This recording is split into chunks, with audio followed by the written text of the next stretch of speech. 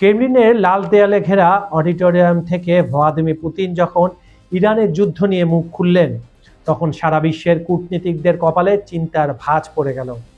Putin স্পষ্ট ভাষায় জানিয়ে দিয়েছেন, মধ্যপ্রাচ্যে ইরানকে ঘিরে যে বড় যুদ্ধের দামামা বাজছে, তার পরিণতি কি হবে সেটা স্বয়ং আমেরিকার ভবিষ্যৎবাণী করার ক্ষমতা নেই।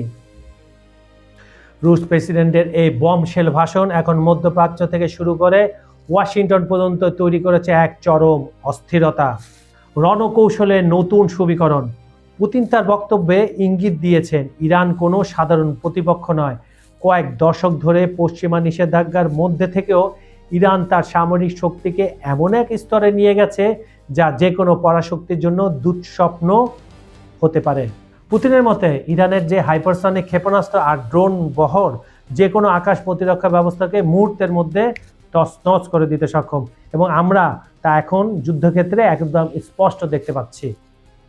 হরমুজ প্রণালীর নিয়ন্ত্রণ ইরানের হাতে থাকায় বিশ্ব অর্থনীতির নাভিকেন্দ্র স্তব্ধ হওয়ার মতো অবস্থায় রয়েছে।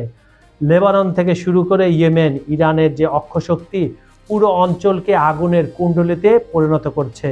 পুতিনের ভাষণের সবচেয়ে রগরগে অংশটি ছিল আমেরিকার গোয়েন্দা ও সামরিক সামর্থ্য নিয়ে তার সরাসরি কটাক্ষ। তিনি দাবি করেছেন, পেন্টাগন মনে করছে তারা একটি নিয়ন্ত্রিত যুদ্ধ পরিচালনা করতে পারবে, কিন্তু বাস্তবতা হচ্ছে তার একেবারে উল্টো। পুতিনের ভাষ্য মতে, একবার যদি পারস্য উপসাগরে মার্কিন সেনারা ইরানে প্রবেশ করে, তবে সেই দাবানল নেবানোর চাবিকাঠি আর হোয়াইট হাউসের হাতে থাকবে না। এটি কেবল একটি আঞ্চলিক সংঘাতে নয়, বরং তৃতীয় বিশ্বযুদ্ধের এক ভয়ঙ্কর মহড়া হতে পারে। পুতিনের এই হুঁশিয়ারি মধ্যপ্রাচ্যের দেশগুলোর মধ্যেও কম্পন সৃষ্টি করেছে। ইসরায়েল থেকে শুরু করে সৌদি আরব সবাই এখন নতুন করে হিসাব মেলাতে ব্যস্ত।